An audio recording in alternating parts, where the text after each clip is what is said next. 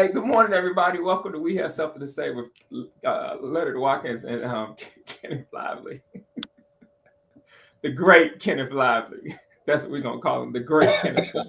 That's what some of my students say. The consistent Kenneth Lively who always thinks highly of himself. Well, you don't think highly of yourself, nobody else will. You got that I right. always believe that. You don't have confidence in yourself, nobody else will. You got the look. At least you know you got that right. You got that right. Now, the background of what he's talking about, he said he asked me if I was ready. I said, I'm always ready. He said, I'm consistent about that.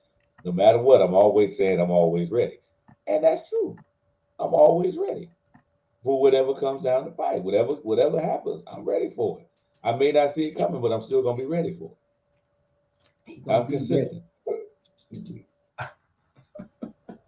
That damn Kenneth Lively, you can always be ready.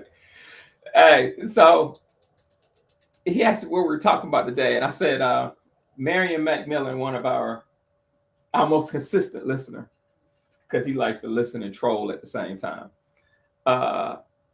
sent me a link to Roland Martin's one of his shows this week where he started talking about the economic power of the community, which is estimated to be, well, last year is estimated to be $1.6 trillion into the economy. $1.6 trillion. Think about that. 42 million people collectively spend $1.6 trillion we put into the economy. Less than 10% of that, think about that. Less than 10% of that goes to African American owners and vendors. And a black dollar that's made or worked for stays inside the African American community for 6 days. Asians was 20, Caucasians was 17, Hispanics was like 15, African Americans 6. And I'm gonna say it, the devastation that causes, because the wealth is not circulated within the community. So we're making a whole bunch of people rich and wealthy, but we aren't making ourselves wealthy. And he was talking about something that Mary and I talked about earlier, which is one of the reasons I've always said is that we don't have the will to do it. We've lost the will. I believe a whole bunch of things we go through is the will to do it, to be uncomfortable. Case in point, I think I told Kenneth last week, I don't know if he remembers it because he was hot on himself last week, is right now I looked up black-owned grocery. What means that you mean? Say, I told you. It's easy to trigger him, y'all. Oh. Actually, no, it's not. I'm not really triggered. I just like messing with people, really and truly. He does that with everybody. Don't believe that bullshit. I do mess with everybody. I do. I love messing with people. That's the highlight of my day when I get to mess with somebody. Man, that includes you. You need some more damn light. I can't make you no lighter. Oh, see, now we're getting into colorism. Now we look at all that. You look like a shadow. Listen, there ain't no more light I can add up in here unless I take the shade off that thing. Don't take the shade off. Don't worry about it. And I looked up last week because I like looking stuff up. I only could find one African American owned grocery store in the country. Just one. One. You know how much money we spend in groceries? Can you imagine? But there's one. So they made a decision to shut down all the major stores in the community. Which they do in most places. Huh? Which they do in most urban places. Most urban places, there aren't actually grocery stores. That's why they have they came up with the phrase food desert. And I, like you said last week, and I say it again,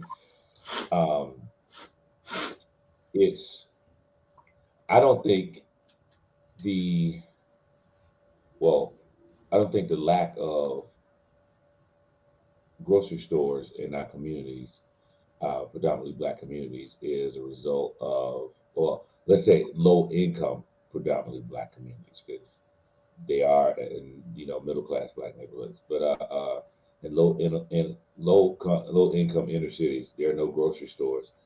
Um, I don't think, and especially black owned ones. Period. I don't think it's because of a lack of will on the people part who would support it. The people in the community.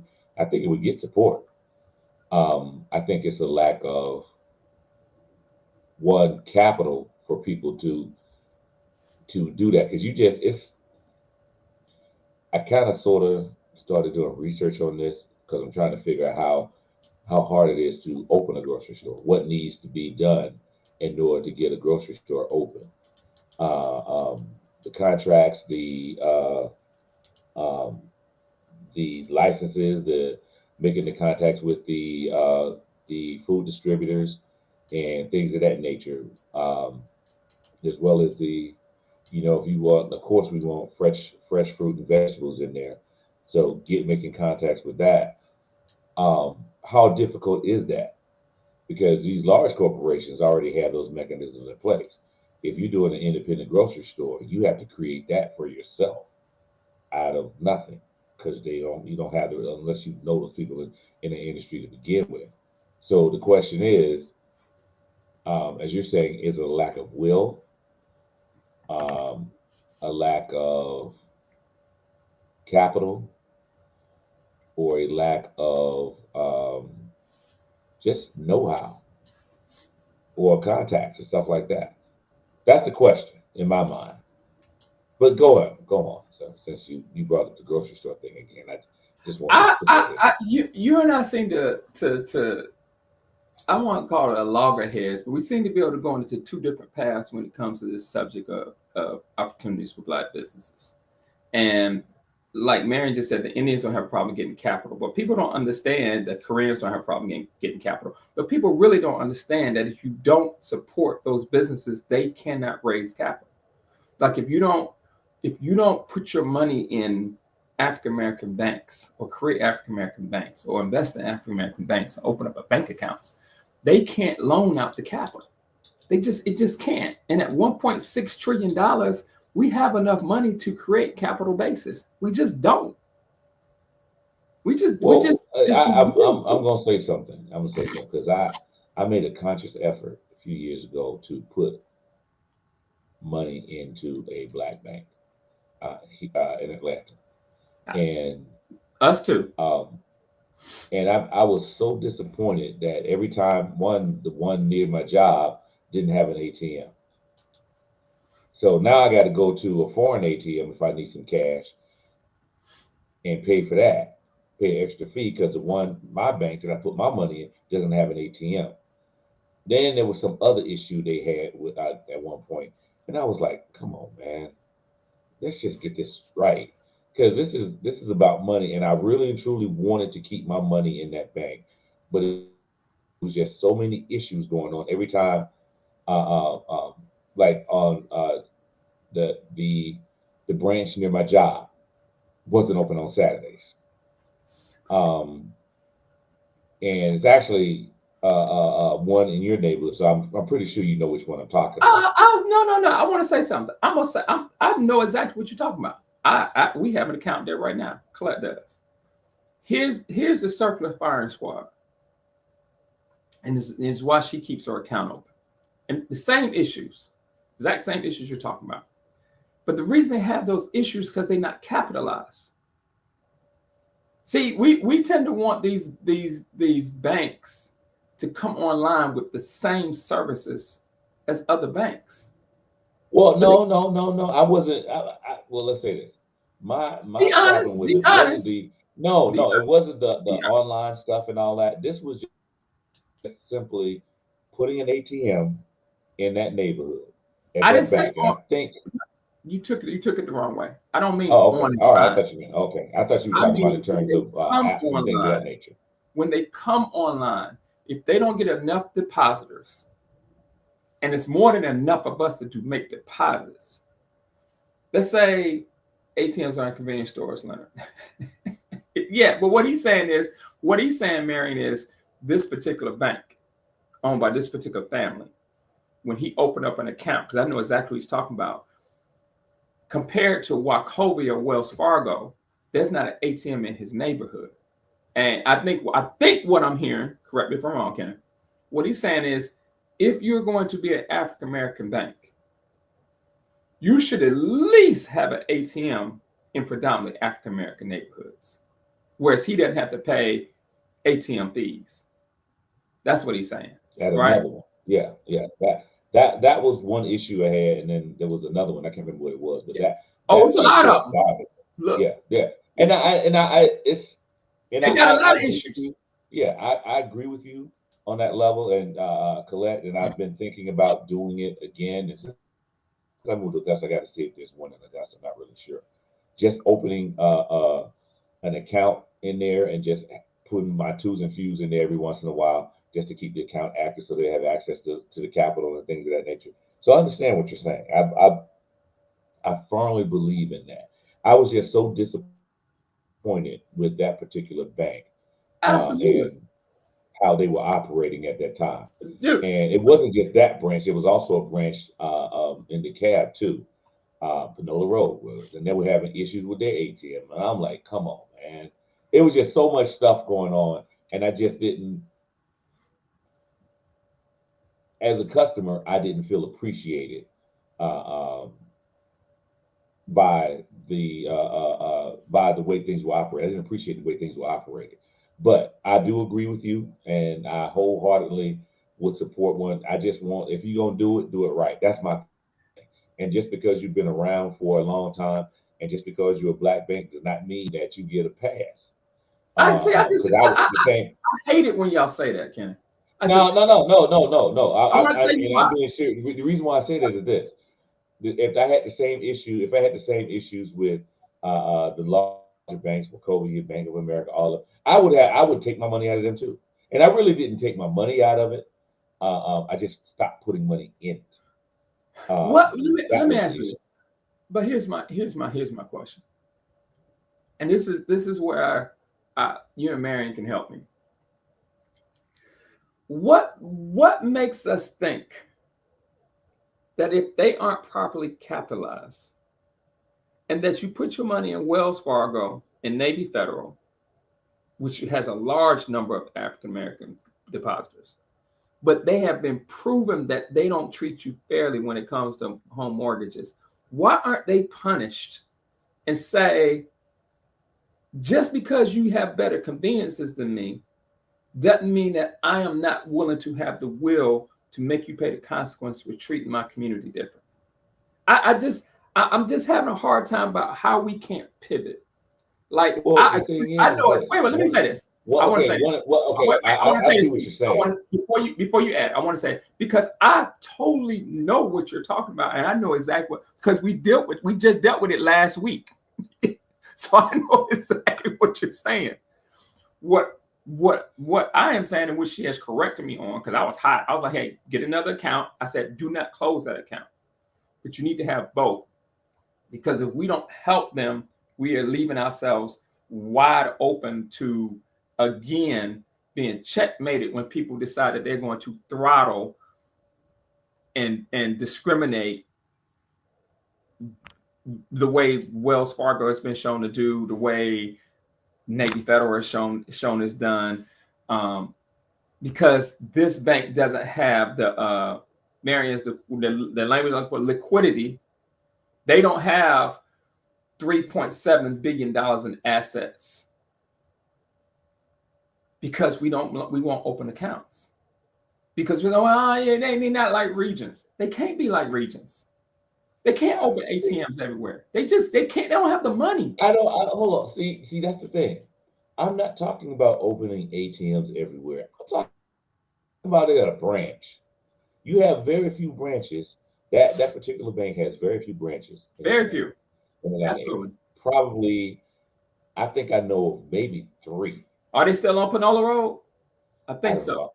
Yeah, since I don't know. Yeah, right by Cherry. Yeah, right in that area, Panola in that area. So that's why I'm saying that was close to where I used to live. So I know that one, and that's the reason. One of the reasons why I opened it, because it was one there and it was one near my job. So I said, okay, cool. But the one near the job didn't have an ATM. That has nothing to do with, in my opinion, has nothing to do with raising the capital. That's just a simple putting an ATM machine there. That's something simple.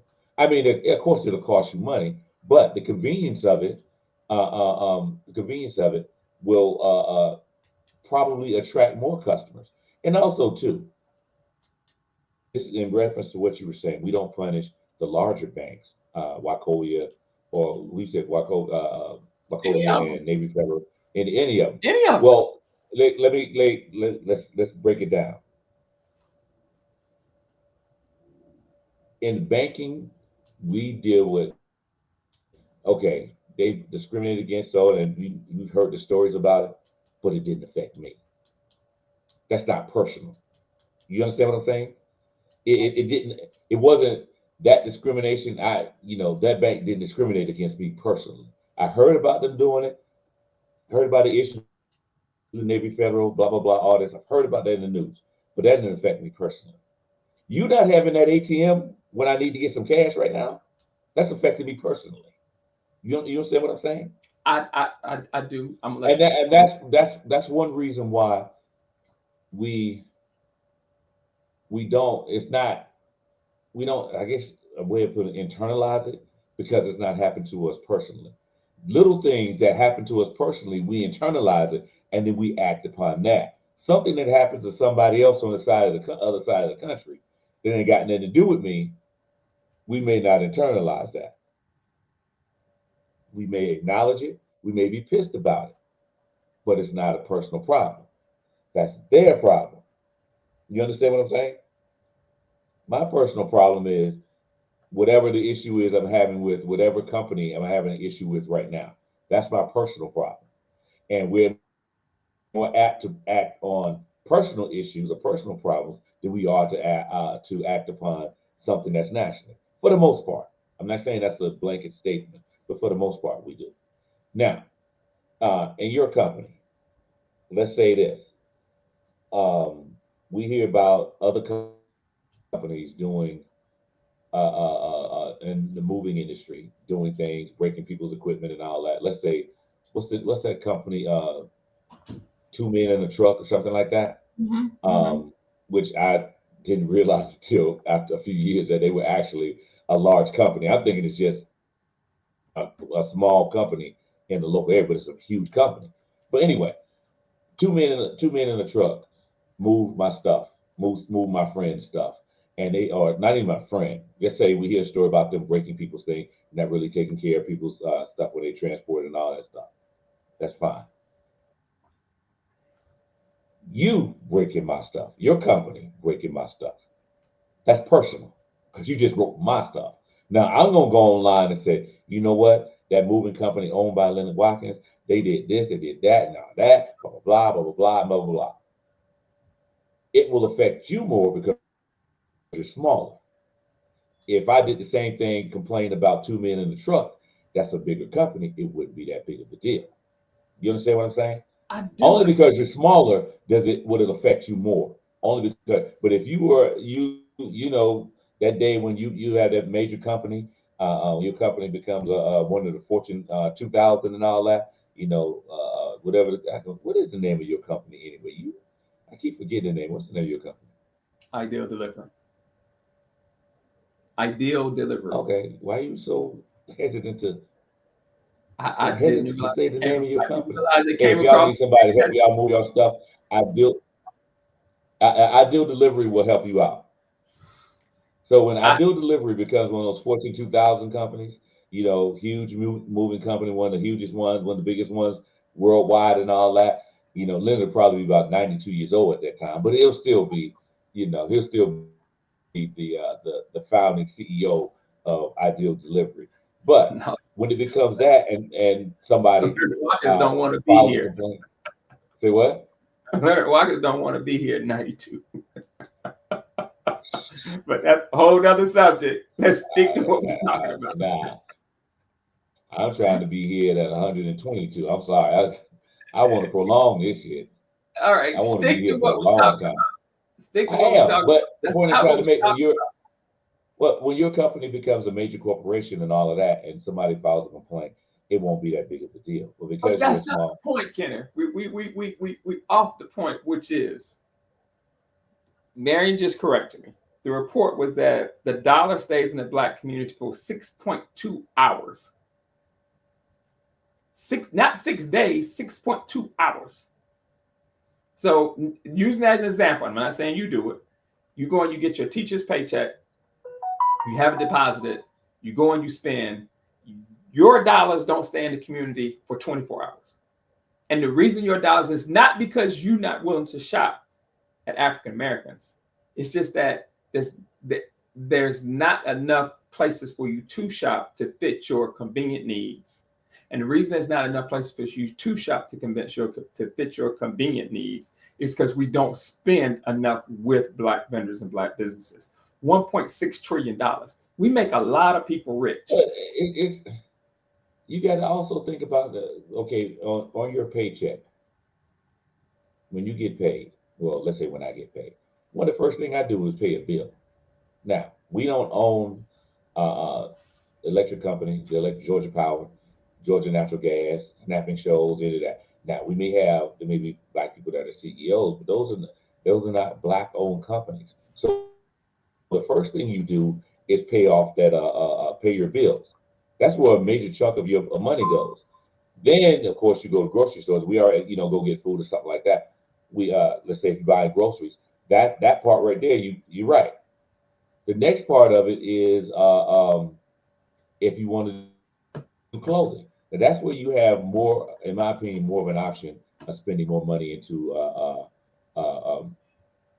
Black businesses, clothing, and let's say restaurants.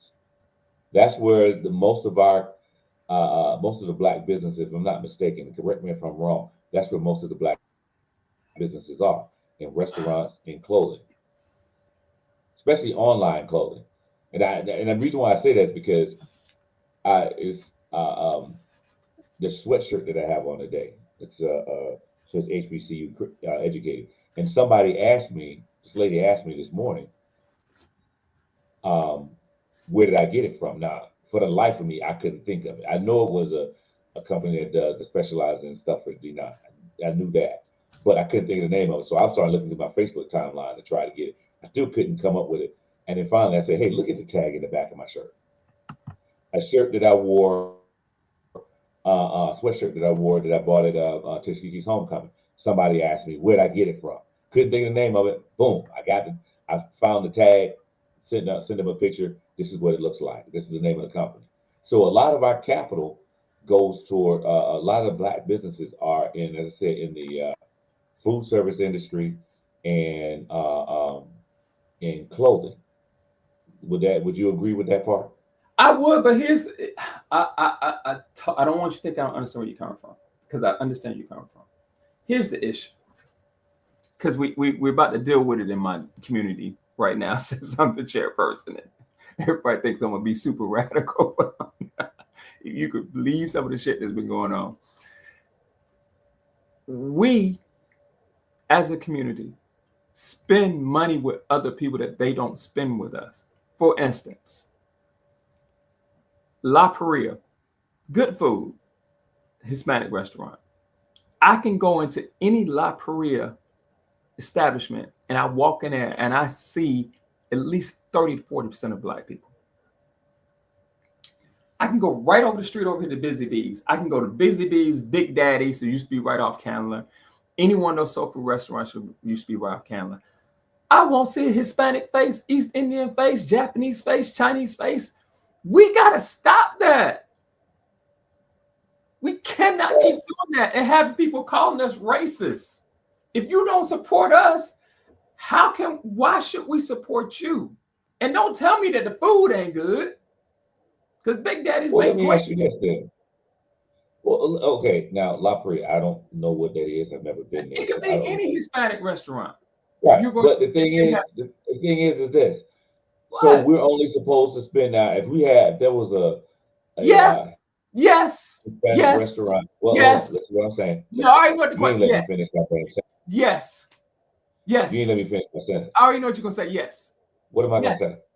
Please complete my sentence. We're only supposed to spend our money with black folk, black businesses and black No, restaurants. that's not what I was gonna say. Go for See, that's what's wrong with your ass. it. Go for it. I was going to say this.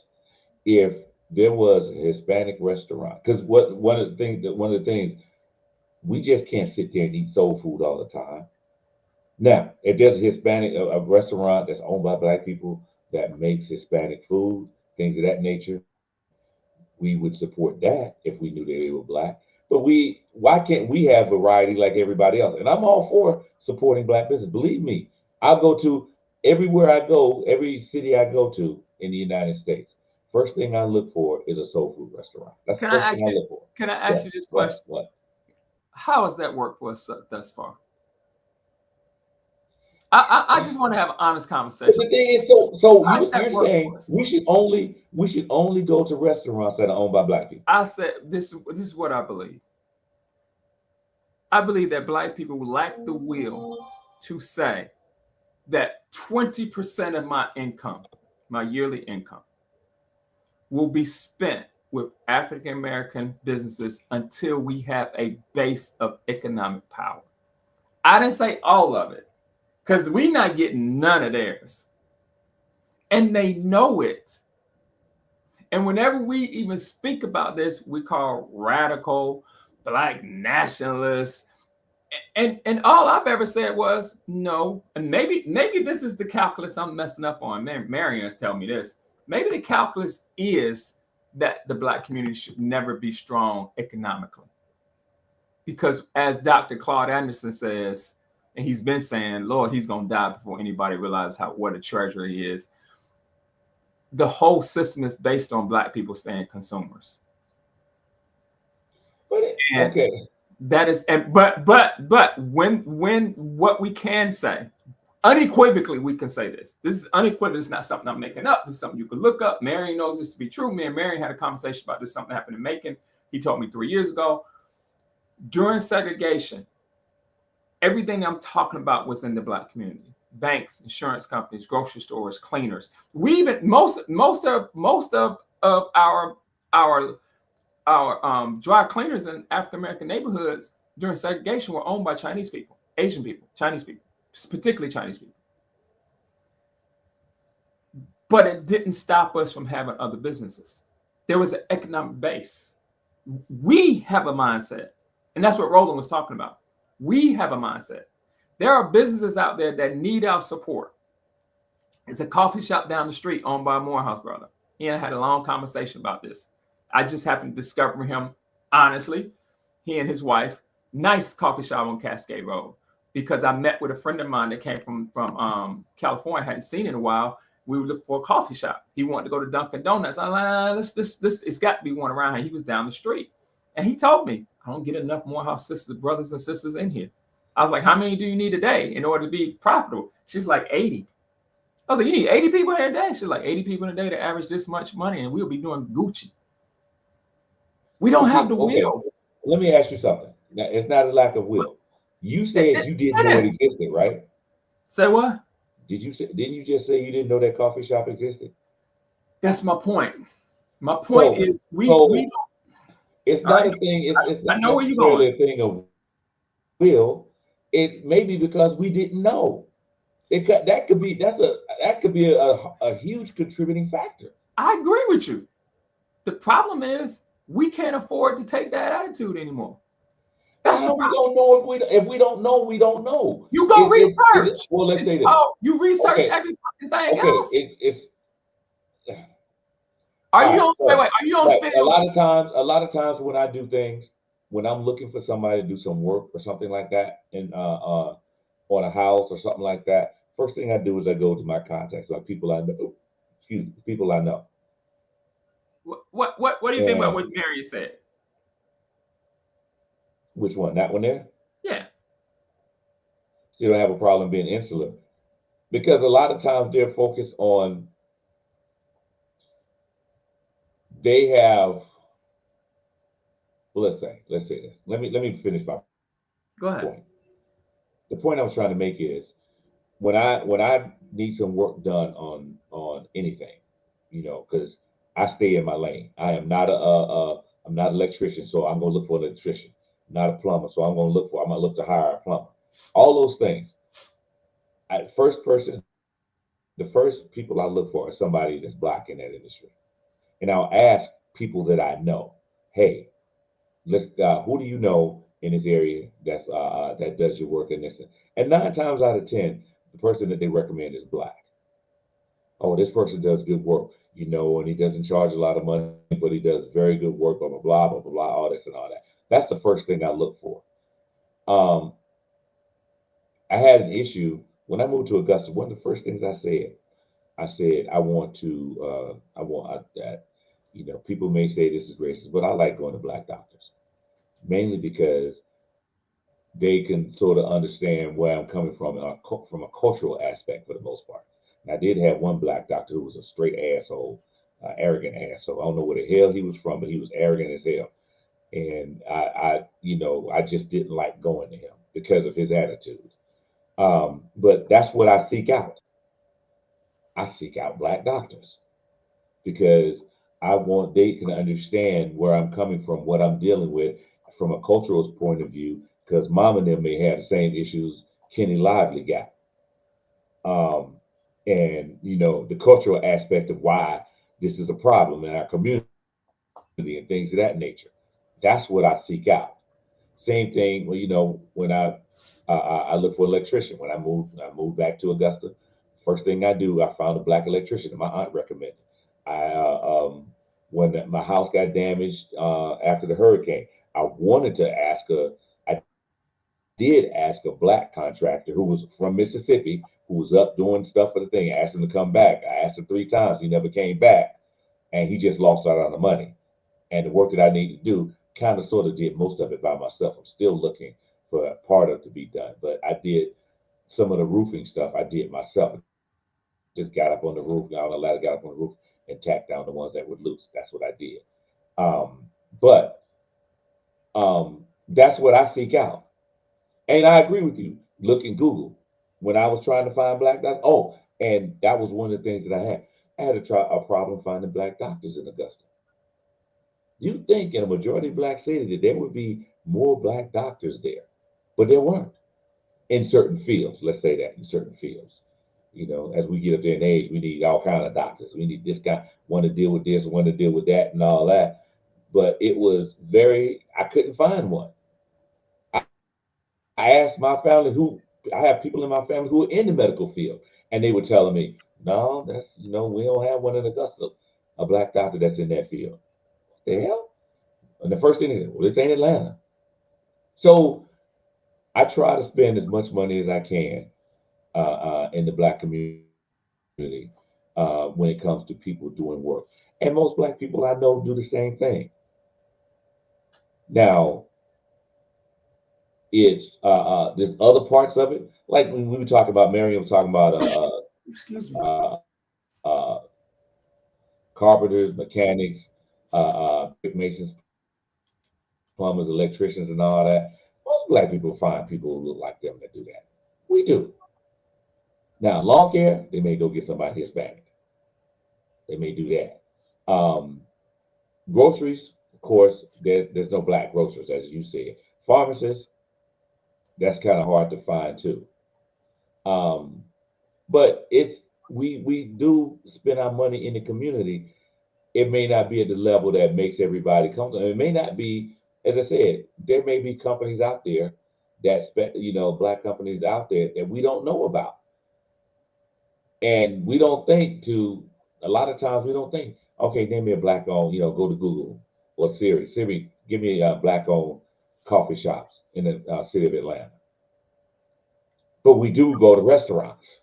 I don't see anybody who owns. Well, I guess a coffee shop would be considered a restaurant. Is that considered still a restaurant? That's considered a restaurant. What I would Yeah. say to you is this: Marion and I, and another friend of mine, a couple of black businessmen I know, have had the same conversation, and I'll let him comment on it if he wants to. and we said is if in our respective cities, if 10%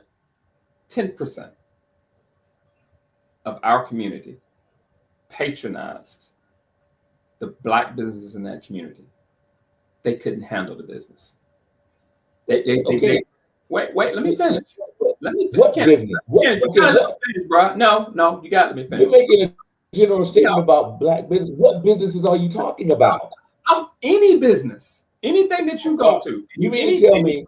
wait, You mean to tell me that black people don't support no, black restaurants? no. You taking it personally when you're the type of I'm not taking you're the it. type you're the type of person they are seeking out because you do what you do. You are doing your part. That's the point. You're doing your part. Okay, but that's no. What I'm saying is, what businesses are you? What type of businesses are you talking about? Because if it wasn't for black customers, black restaurants wouldn't even exist. They wouldn't make no money. We know that. I I I agree with that. So it's not restaurants. No, It's not I hair never salons and beauty salons. I never gave Or us. huh? How about, okay? You want black business? Okay, fine. Let's play this game. Black They mortgage ain't companies. playing the game. Let's let black mortgage companies, black Okay, insurance, black there you insurance, go. There you black go. insurance, black insurance companies, black insurance agents, black black. No. Black insurance agents, no. I can, if it's in a black neighborhood, 9 times out of 10, 95% of their customers are black. And black insurance agents. I can guarantee that part because Kenneth, I've been. Kenneth, we could sit here and argue till you I drop, know, and you still be wrong. and I could sit here and prove to you that economically, we just told you that the black dollar only stays in the black community for 6.2 hours. We just said that, which means that what it's saying is, we'll say, as Romar said, turn media companies, we need to keep our eyeballs home. If it was for black-owned media companies, the civil rights struggle would have failed. Absolutely. That's an absolute statement because there were more black newspapers back then, more black magazines back then. And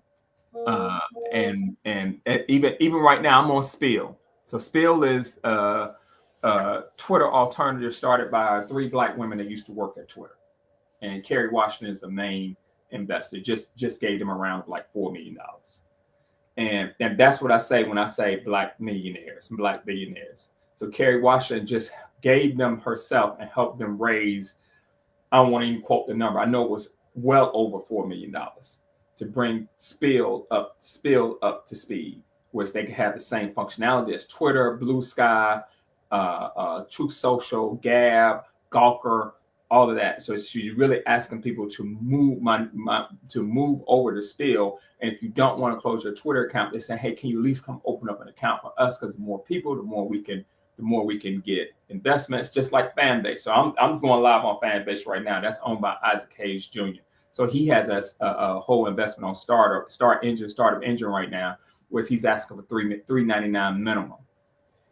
And the point in which I'm gonna do, the point is that if the dollar's only circulating 6.2 hours, if it's only circulating 6.2 hours, it means that not enough of the dollar circulates in the black community economically to raise all boats. Okay, so when you say which businesses, I can almost say probably 90% of them. And it's like a friend of mine owns a mortgage company. I ask him all the time, if you got 10% of if you and the other African American owned mortgage companies, mortgage brokers that you know of, got 10% of the business in the metropolitan Atlanta area, just 10, not 50, just 10, what would that do for your business? He said, I would have to hire more agents. I would have to hire. Okay. Your friend that owns this mortgage company, that's a mortgage broker. Mm-hmm. Does your friend have a relationship with black realtors? Absolutely. Because then hold up. Where it's lacking, hold on. Let me explain something to you. Where your friend's thing is lacking is not with black people using them. It's about the black realtors that they have, because black people are buying houses and selling houses. They should be pushing that company.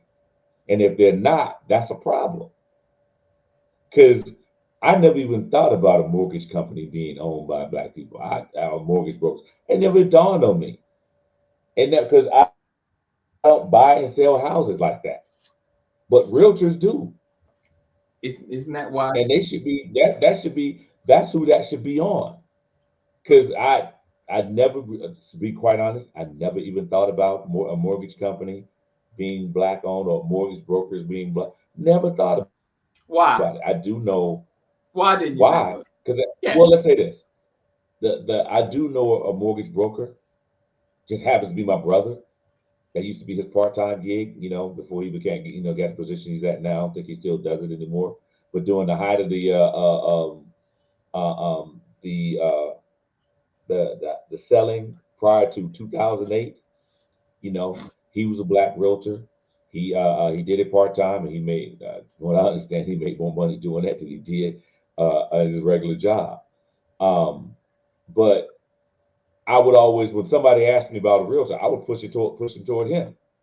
And if he couldn't do it, he pushed him towards somebody else who was black. So in that term, it's relationships.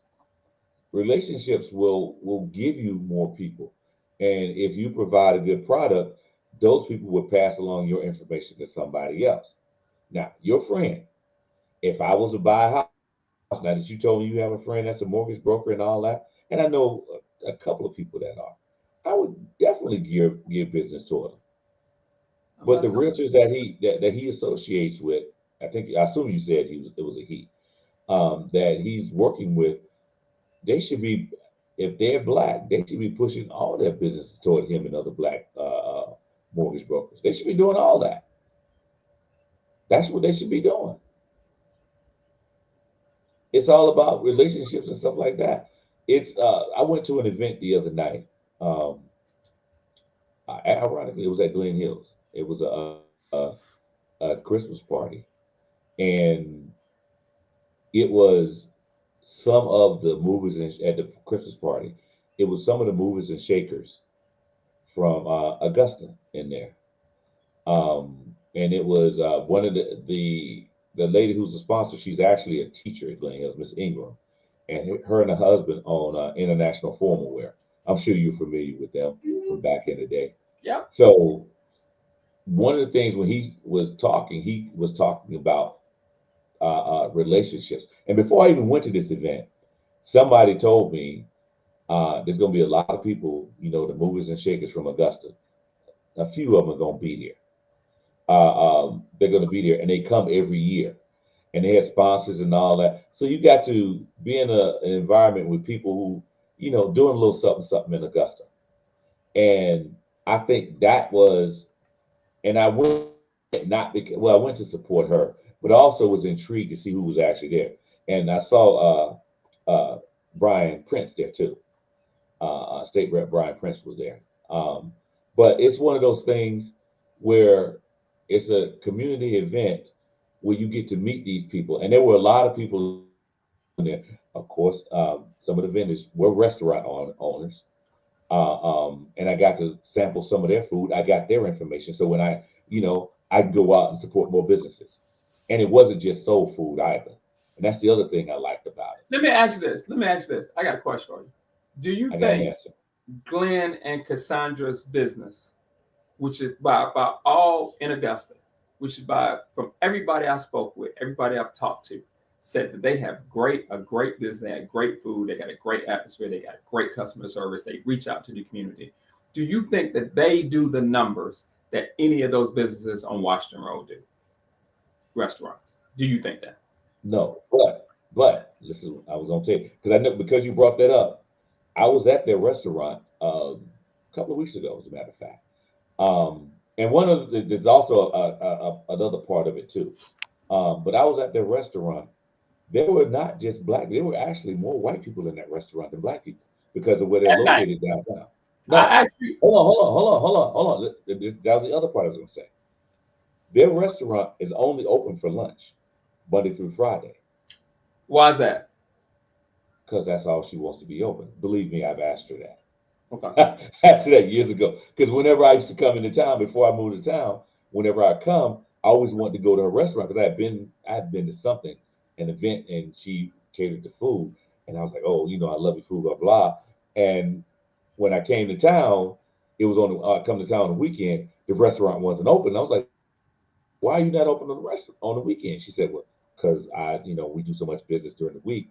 I'm tired. I want to rest and I want to just live my life, which is why they don't do the business that the restaurants on Washington Road do. Those restaurants are open 7 days a week, from lunch all the way through dinner. Cassandra only Cafe 209 only does lunch Monday through Friday. So you're saying, so what you're telling me is, which is an outlier. What you're telling me is that she chooses not to do business in the evenings. That's a choice. Yeah, that's her choice. Business. I don't know if that's always been a choice. I assume it has because their business, they have a definite following. They definitely have a following. Now you can say that. They have a core group of people who will come there all the time. And like you said, they do, they give back to the community, do a lot in the community. Every time I turn around, Cassandra's mentioning something that they're doing in the community. And the food is good. They have the staff is pleasurable. Her mother works there. Every time I see her mother greets me and all of that. Cassandra always comes over to the table when I'm sitting there, could sit down and have a conversation with me, all that stuff. So they have the makings of a business that if they wanted to, they could do it. But from what I understand, she does not want to do it. And I can understand that because running a restaurant can be a taxing that's a taxing thing on your body. You're tired. And doing it 7 days a week from lunch to dinner, closing at 10 o'clock at night, every night, 10 or 11 o'clock at night, whatever time you close, and then you don't get out of there till midnight, you got to come. That's hard on the body. My uncle used to do that. They used to own Uptown. My aunt and uncle used to own Uptown, a restaurant in downtown, Eighth and Reynolds. I'll never forget it. My favorite restaurant, all time favorite restaurants. And older people still talk about the food at that restaurant. My uncle would get there like 4:30, 5 o'clock in the morning every morning. Work till about 2, go home and run some errands, take a nap, come back at around 9 o'clock and close the restaurant. Be back there at 4:30, 5 o'clock the next morning. That's hard. That is hard to do. And people love the food, and they had people who came there on a regular basis that loved the food. So those type of things, uh, um, I, I can safely say that if Cassandra and Glenn actually decided they want to open a restaurant to do dinner, that it would be just as successful as some of the other restaurants that are in Augusta. Maybe not as much as what was that restaurant? I actually like the restaurant. Um, what is that place called? Texas Roadhouse. But that's a national, company. That's a major corporation. But I think they would do any solely owned restaurant in Augusta. I think their business would do just as well, in my opinion. I think the fact that everything belays what you're saying, if the dollar in the black community that comes to the black community from work, employment, if it only stays in the black community for 6.2 hours, says it all. We don't spend enough money. There are enough for the ones that are open. For the ones that are open, I think you are an outlier. And I commend you for it. You are an outlier when you say, man, I seek out these businesses. And when people start talking about marketing, like Roland said, number one, marketing dollars come out of your budget, but you have to have revenue in order to get marketing. And like Roland was talking about the other days, that's how it got started. Byron Allen has a lawsuit that got McDonald's tried to dismiss Byron Allen's lawsuit. And the judge ruled that no, Byron Allen's lawsuit for discrimination against Byron Allen's cable network from McDonald's can move forward. And they didn't want it to move forward because McDonald's has this huge marketing budget. and I think it was $3.4 billion. I think it was Marion could attest to that, and only 10% of that went into black agencies, which they tried to push him towards black agencies. And he was like, no, they don't have enough marketing dollars because you don't give them to him. Put me with one of the white agencies because that's the type of money capitalization I need in order for us to be a sustainable media company. And that's your issue. And I think that the point we're making is, I always tell people restaurants to me are the canary in the coal mine. And I've never been to an African American restaurant where I saw other minorities. I haven't seen it. But I've never been to another minority. Leonard, What? This is the thing. What? What? If black restaurants are thriving, and let's say if a black restaurant it survives for a few years, they're pretty much thriving. Is that correct? No. Can we say that? No, you cannot. Oh, you cannot? Okay, I'm sorry. You cannot. The reason you cannot is because their margins are so small. But let's pivot, because he's been talking to me about this all week. I've talked to him a couple times this week. He wants our viewership to grow.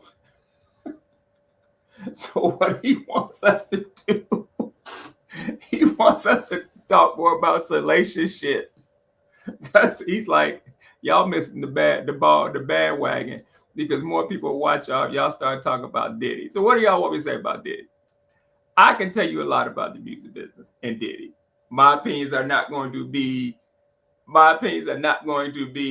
popular because I've been in the music business. They're not going to be popular. It's going to piss a whole bunch of black women off for what I've seen in the music business. But since you want to talk about it, I'm going to talk about Diddy. I'm going to say this, and then Kenneth could jump on the bandwagon.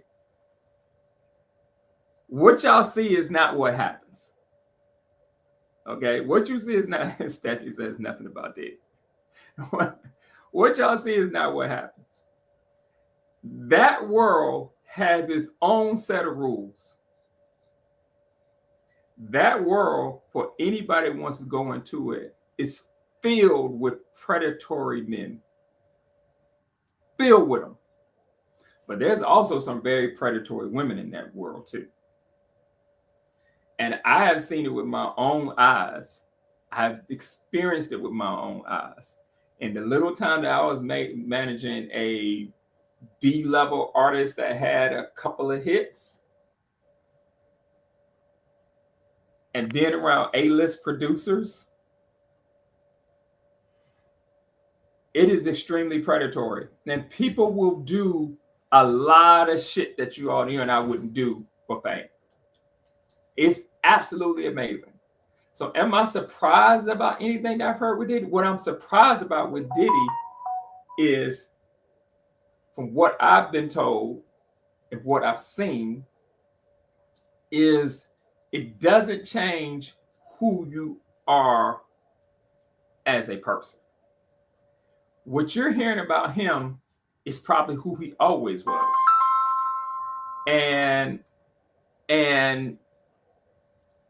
But there are plenty of people and women who will go along with that program for fame. I'm telling you, I've seen it. So you have this viewpoint of the world that's like this. They operate outside that square.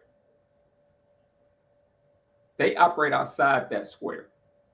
And the people below him, next to him, and next to a lot of those guys are worse than the actual people themselves. They are worse than the people themselves. And the things that I've seen that I'm sitting there going, I know she's not about to do that. Just sitting there watching it like a sociology experiment. That's been going on since R&B became rock and roll. Fame, like Jay-Z says, is the worst drug in the world. It's better to have no hits than to be a one hit. It is addictive. And when my daughter Stephanie decided she wanted to be a DJ and worked at a studio, she and I sat down and had a heart-to-heart about what she should expect if this is what you want to do, being a pretty girl. And this is what you need to tell me you're going through when it happens. So when y'all start hearing all this salacious stuff about baby oil and blah, blah, blah, blah, blah, that shit is not as uncommon as y'all think. Now, the abuse and what you saw him do on film, 99% of the people aren't like that. Not from what I've seen. But I have seen some predatory shit that I had to literally say, you're not about to do that with my artists. And I have said to him, no, we're not doing that. That's not about to happen. I don't give a damn what she said. I don't give a damn what you think you can get away with. That ain't about to happen. Now, Jesse Smollett and all that stuff, Juicy Smollett. You know, we can get into a whole bunch of stuff with it. I mean, I got stories for days about that. I know people with stories for days. It's amazing that, well, it's not amazing. It's just interesting to me, and I can't stay long because I got to be at a basketball game, that we are so distracted by that show. Kenneth and I talked about that. We're so distracted by that show. But I would tell you the most famous person coming out of Augusta, Kenneth, some of the stuff he used to do at our studio when he decided to partner with us. The marketing that he wanted to do for the studio, I was like, oh, shit, you want to do that? That he wanted to do street marketing for the small studio we had over in East Point? And who he would bring in with photographers to do these pictures? That was mind-boggling to me. But I was a square in that world. I'd never seen anything like that in my life. So what Marion wants us to do, Marion's saying, y'all need a better hook in order for people to listen to the lyrics. Like, fuck the police. or what was Too Short song? Well, remember the first time you heard bitch?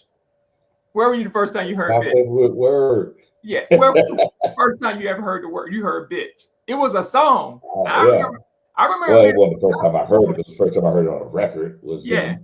I'm not saying on the record. I remember being from Augusta and hearing it in my partner's car from New Jersey, and I was like, oh my God. And I was blown away that all the girls in the car that he hung out with who went to Spelman and Georgia State knew the lyrics.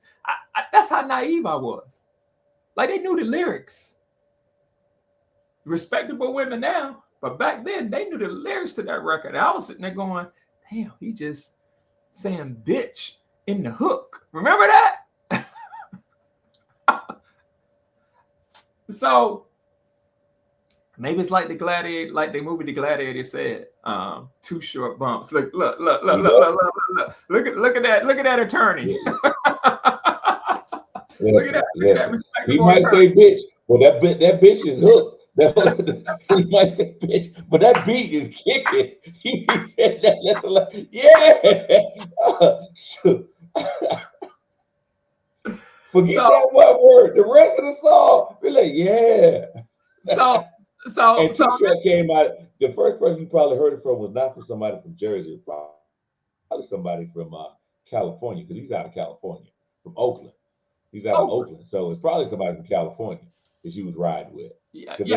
No, my boy was from Jersey, but he was he was just a music pal. How he said, a music pal. He was like you. He just listened to music. He still does. He had like a 3,000 CD collection, something like that. And I had a guy. The first time I heard her, and actually it was somebody I was dating when I was in the Air Force, and she introduced. She was from LA, and she was like, "You never heard of Too Short?" I was like, "No, I never heard of him."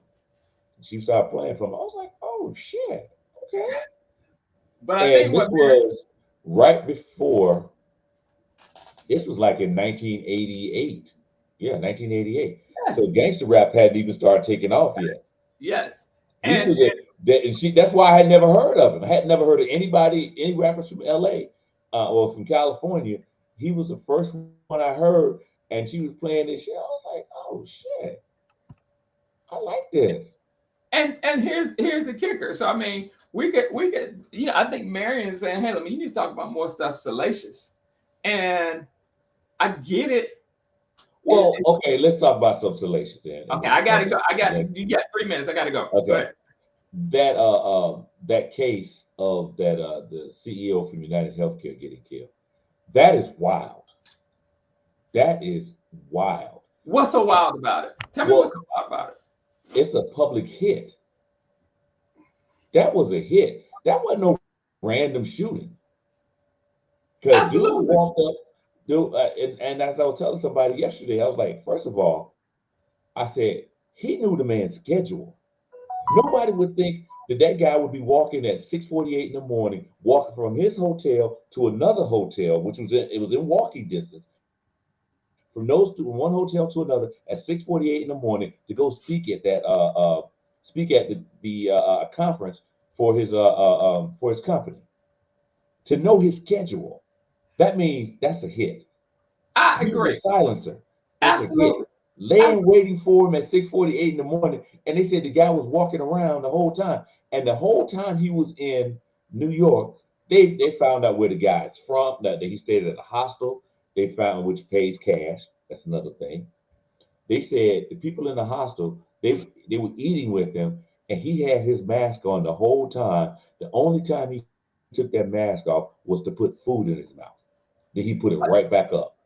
That says something about our country, though, because I agree with everybody who's on the comments saying there is this.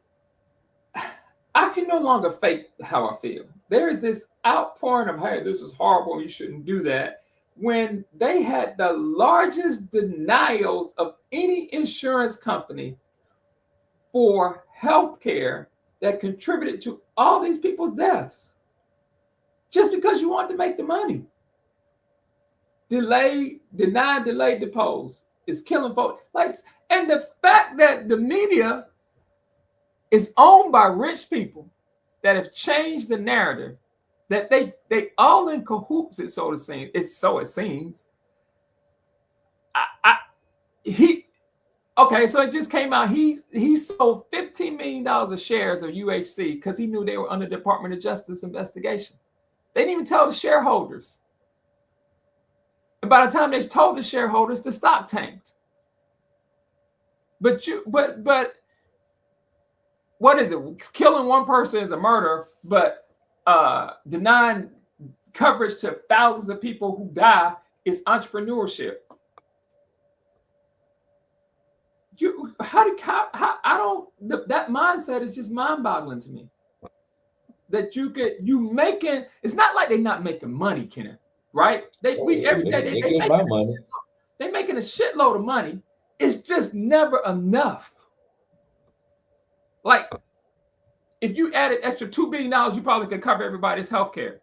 So it brings you down from 18 to 16 billion in profit. You don't even want to do that. It's a mindset. So people say, would you feel sorry for his family? I go, no. I don't like for any human to die and all of that.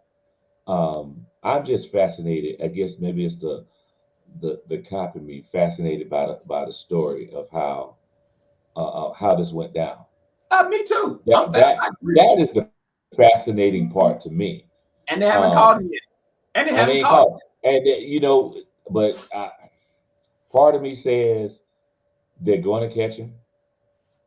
Other part of me says, what I really want to know is who set him up. That's what I want to know. That's what I want to know. That man in a country that doesn't have extradition. About now, he in a country that don't extradite the United States. I'm gonna tell you something. That don't mean nothing. That don't mean if they don't want to get him, they won't get him. They want him, they'll go get him.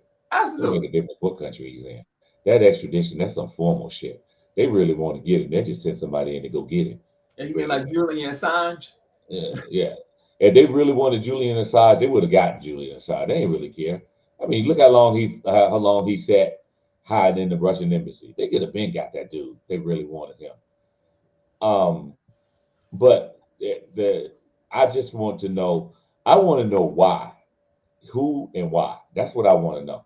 Those are the key things about it. Delay, depose. Somebody took that shit personally. Somebody's mama died for something they thought was routine. Huh? No, dude, hold on. If you got the money to go hire a hitter like that, a hitman, who's that efficient and all of that, went through all that, this ain't about nobody's mama dying. This ain't about healthcare. This is something else. Okay, we're gonna find out. This ain't no average person. I'm not going. Ain't no average person gonna go through all this just to and then wrote on the thing wrote the bill, wrote on the thing, the bullets. And also too, that could the Unabomber did. The Unabomber did. But the Unabomber was different. He was crazy as hell. And he still had money too.